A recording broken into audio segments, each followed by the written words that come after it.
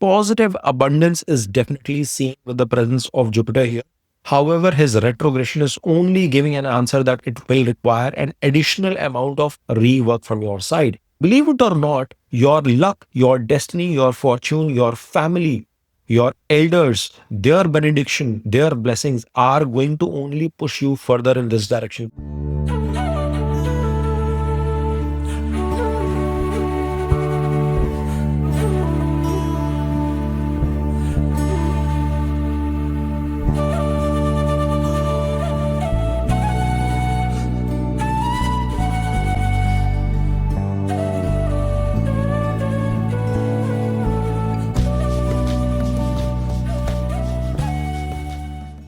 Hi guys, welcome back to Vedic Astrology. Today we are going to be doing the December monthly reading, and you can watch this reading both from moon sign as well as from your lagna, ascendant or rising perspective, because a lot of you keep on posing this question, and I repeat, there cannot be separate predictions coming in for different rising or moon sign. You have to evaluate it from both angles. So say if you are an Aries moon but a Pisces rising, I recommend you to please check out both videos. Now without further ado, let's quickly look into the important dates which are going to be coming into picture for the course of this month. So folks, first and foremost, Sun is going to be making its transit into the sign of Sagittarius on December 15th. He is currently placed in the sign of Scorpio itself. Then you have Mercury, which is in the sign of Libra, but he will be entering into the sign of Scorpio on December 6th, whilst he will be moving and making the last transit of the year into the sign of Sagittarius on December 29th. Then you have Venus also placed in the sign of Scorpio itself, whereas he will be transiting into the sign of Sagittarius on December 20th. Then you have Mars also in conjunction, however combust, placed in the sign of Scorpio, and it is going to be transiting into the sign of Sagittarius from December 7th. Then you have Jupiter, which is sitting in retrograde mode, and it is going to be coming into the sign of Gemini in retrogression itself on December 5th. So that's a key shift coming into picture. That's a good shift. In fact, for many of you coming into picture here, Saturn is placed in Purv Bhadrapada Nakshatra of Jupiter in the sign of Pisces itself. Rahu is in a Shat Bisha Nakshatra of itself in the sign of Aquarius, and I will try and make videos on Rahu's transit into Shat Bisha Nakshatra as well. It's important for us to understand the shift of this Rahu and how it's going to be impacting us. And then last but not the least, Ketu is placed in the sign of Leo in the Purva Falguni Nakshatra of Venus itself. Now Pisces, as I repeated earlier, you can watch this video both from a Pisces moon as well as rising perspective. And if you're watching this from Pisces moon, again, this is a Sadhe Sati period on a peak cycle for you. As you can see on your screen here, Saturn is sitting direct now in the sign of Pisces, whilst Jupiter is still retrograded. I've shown him in the sign of Gemini because he is going to be shifting back from Cancer on the 5th of December itself. First and foremost, let's start the discussion with your Lagna Lord or Rashi Lord Jupiter, who's going to be slipping back into the 4th house itself. Now, his placement from a retrograde position of Cancer in the 5th is better suited in the sign of Gemini, because when a planet is in exaltation and retrograded, it tends to lose the positive impact of its exaltation to a certain extent. Now, I do not believe that it starts acting as a debilitated planet like many of you had called out from other people. But my suggestion is that, or my realization is that Jupiter is going to be doing much better in the 4th house in this retrograde degree, given that he's become Patik or he's fallen from the previous house. And in this position, you see, Saturn is giving an aspect towards your 8th house, 10th house and 12th house. Now, 8th house into the sign of Sagittarius is where almost everybody is going to be giving an aspect. You will have 4 planets transiting in there. Moon, of course, if you want to count it from that perspective. And then you have Saturn, Jupiter and Ketu, all 3 of them also giving an aspect towards your 10th house into the Sagittarius sign. So 7 planets are going to be looking in there. And that is for sure that your efforts, your karma, your energy is going to be crucial during the course of the month of December. Jupiter is retrograded, which means that there is going to be some sort of a repeat activity, some sort of heightened amount of efforts required from your side for your physical self, your body, your personality, matters related to your career, profession, etc., could be required. And don't be surprised. It takes a bit of a time for you to find the outcomes the way you desire. However, the good bit is that there is going to be no lack of energy. And since your Rashi Lord or Lagni Lord is in the fourth house where he feels comfortable in a Kendra position, he is going to continue to give some positive impacts as well. Now, the important bit is that this is going to be a period where you could see some sort of an expansion coming in with respect to your assets, knowledge, property of some sorts. Positive abundance is definitely seen with the presence of Jupiter here. However, his retrogression is only giving an answer that it will require an additional amount of rework from your side. He is giving a retrograded aspect towards your eighth house. Therefore, learning, relearning, reskilling yourself, doing some sort of research, and doing that in partnership, in collaboration with your spouse, with your business partner, is going to be fruitful. He's giving a retrograded aspect towards your 10th and 12th as well. The retrograded aspect towards 10th is going to have some sort of an impact of repeat karma coming into picture. But that is okay because it is not talking about failure. It is only giving you an indication that you could be seeking perfection in your life. You could be seeking improvisation in all those areas. And every investment that you make, every effort that you make, either in a foreign land, in collaboration with external partners, external collaborators, it is going to result into some sort of gains, wish fulfillment coming in your life. Now, on the other side of the spectrum, you have Ketu sitting in your sixth house in the sign of Leo. Now, Ketu's placement in the sixth, second or 10th, as I've been giving this indication to multiple people, it's coming in for Cancerians as well, because for them it is setting the second house. So Pisces, you've got to understand, for you folks, or for that matter for Scorpios too. So if you are watching from a Lagna or Moon perspective, watch the other videos as well to get deeper clarity and better analysis here. But Ketu's presence sometimes tends to bring break in career, some sort of cut, some sort of deviation, disassociation, lack of interest could come into picture. Whilst I'm talking about a lot of effort or karma increase with multiple planetary positions. So sounds contradicting, right?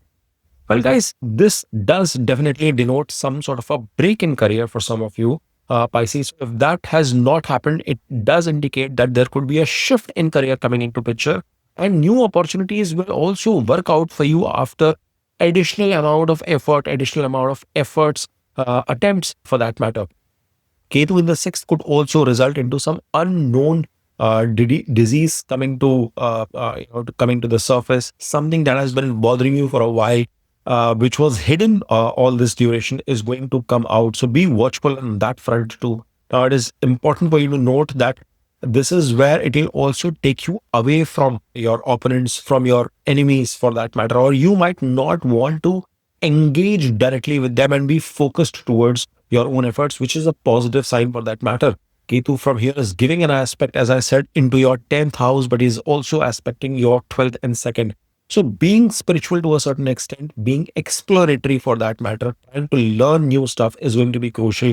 At the same time, it is going to impact certain bit on your savings too. There could be a potential dent coming into picture, or you might feel aloof, alienated in get-togethers, in family occasions as well. Try not to be too aloof. Try to find some sort of a rhythm on your day-to-day basis. That is going to be crucial bit, especially for people who are going through Sade Sati. I would want to emphasize on that. Now, as you move further, you see that Mars, which happens to be the lord of your first house and your ninth house, Pisces for you is almost a Yoga Karaka planet, is placed in the sign of Scorpio itself. But in the first week of the month itself, Mars is going to be moving on December 7th and your 10th house in the sign of Sagittarius. In fact, the placement of Mars is tremendous for you. You will feel that there is a good dhan yoga, good benediction coming into your life. Whilst there is all this rework, all the effort, all the karmas that you are putting in, you feel as if things are moving not as fast as anticipated, yet there will be a positive correlation to them. There will be some sort of a outcome which will surprise you for that matter. Yes, he remains combusted. Second lord into the ninth is forming a decent Dhan Yoga, but the much more powerful Dhan Yoga comes into picture when your second lord as well as your ninth lord moves into the 10th. And December onwards, December, January period as well, which is where I've talked in my, 2026 predictions, which I have rolled out last week. If some of you have not had a chance, I highly recommend you to go ahead and check that out as well. The positioning of Mars into the sign of Sagittarius with a good directional strength as well, with good Digbala, is giving a load of heightened amount of energy that you are going to be putting in your efforts. And believe it or not, your luck, your destiny, your fortune, your family, your elders, their benediction, their blessings are going to only push you further in this direction, Pisces. So it's a positive bit coming into play here as well. Then you have Sun placed in the sign of Scorpio for the first half of the month. He is the Lord of your sixth house. So Sun tends to bring in certain bits of challenges, obstacles, difficulties, and you could feel that whilst things are not shifting or moving in the way you would desire, yet there will be a positive, transformation as you continue through the course of the weeks here. Why do I say that? You see, ninth house is a very pious house. It's a very pure house, but our sixth lord is coming into that placement, so it is going to bring in certain bit of difficulties. But this also means that he is doing a four house movement, so there is going to be enough amount of satisfaction that will come in your life when you overcome those problems too. Be it at your job front, any competitive examinations, you will have to put extraordinary amount of effort. Yes, the chances are there that you can succeed and you could do well. And that will only amplify as you move towards the second half of the month. But do not drop the ball when it comes to facing those problems. From health related matters, this could be a period in the first half of the month where there could be certain difficulties for your father, for the elderly in your family.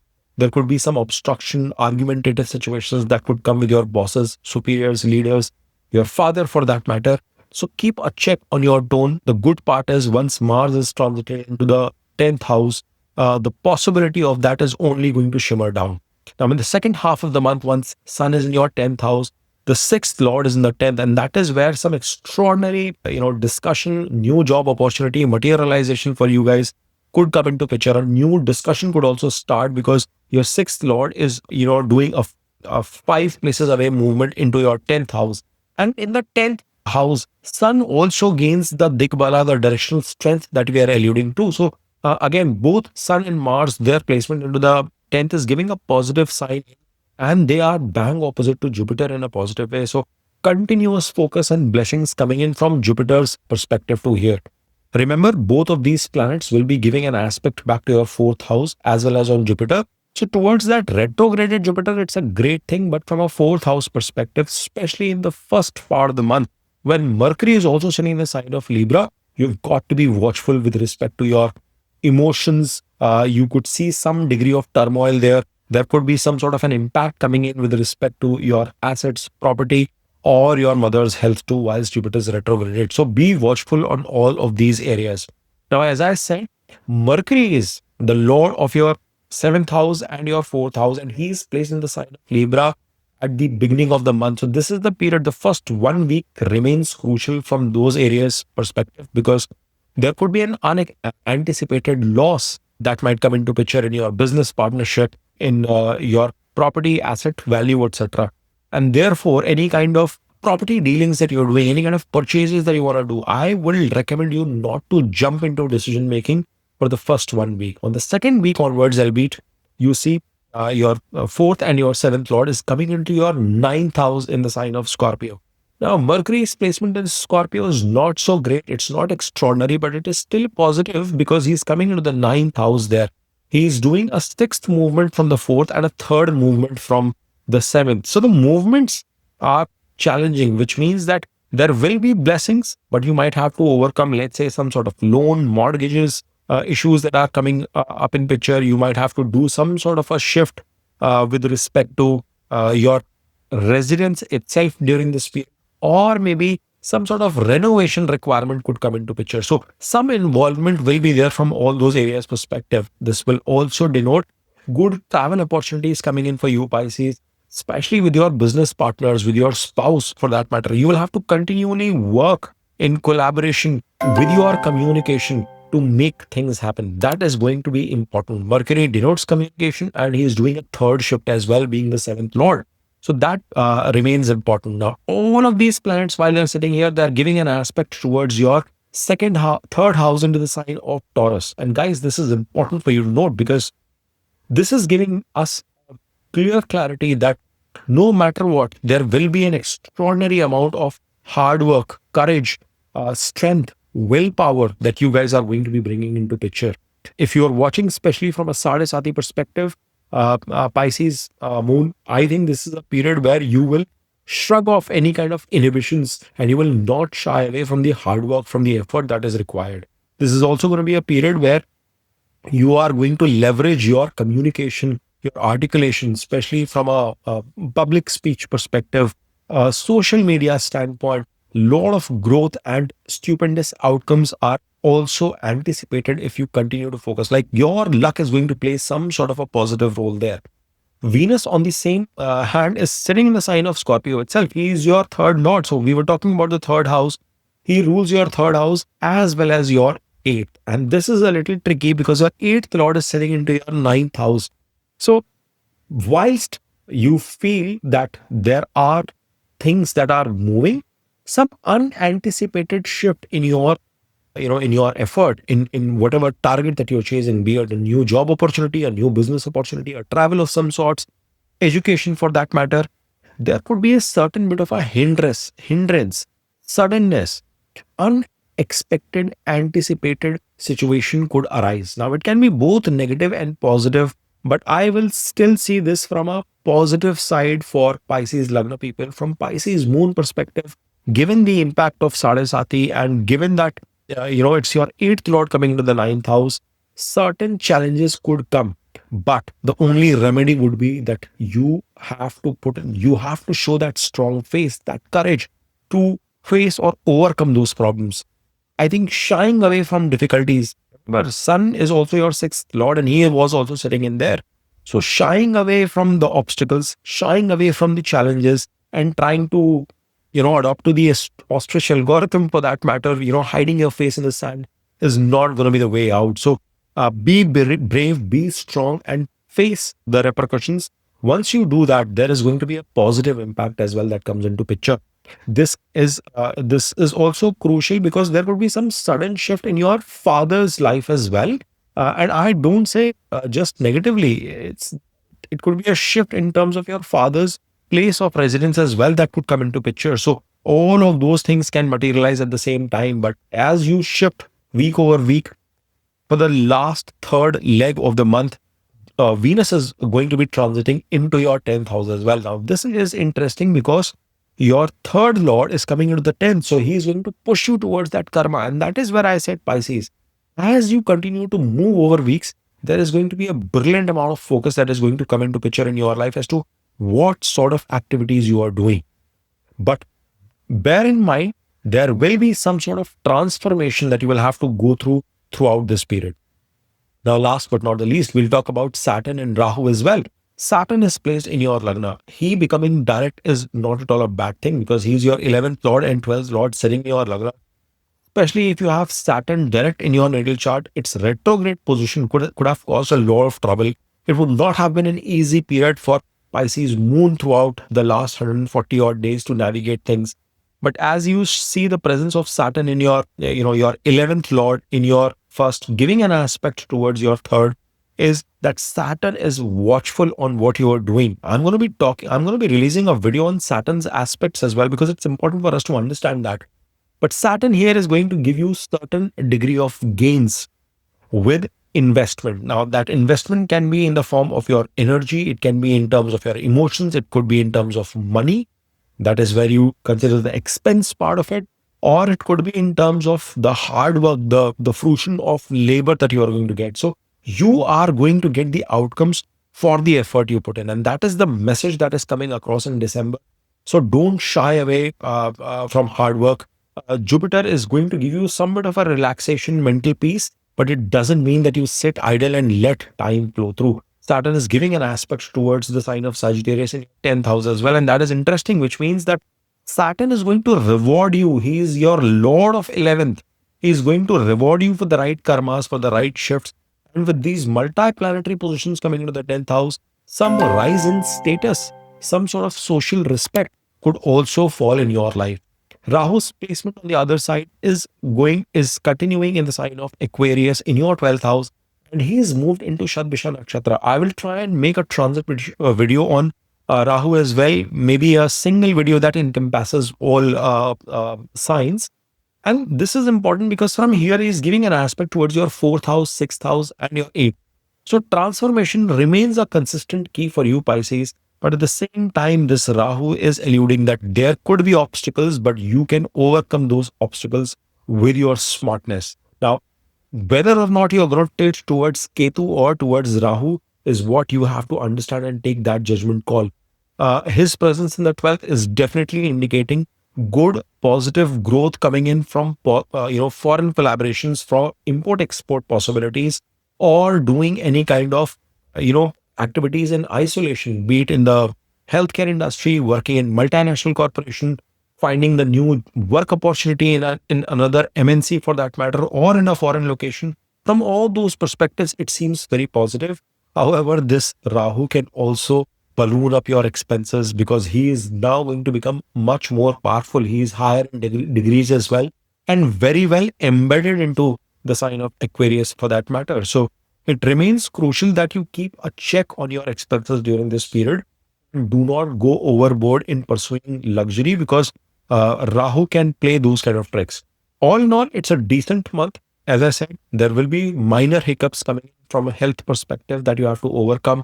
You've got to navigate your relationships smartly. You will have to put in communication effort, travel possibilities with your partner, with your romantic partner, as well as with your business collaborations for that perspective. Both short term and long distance relation travels coming into picture.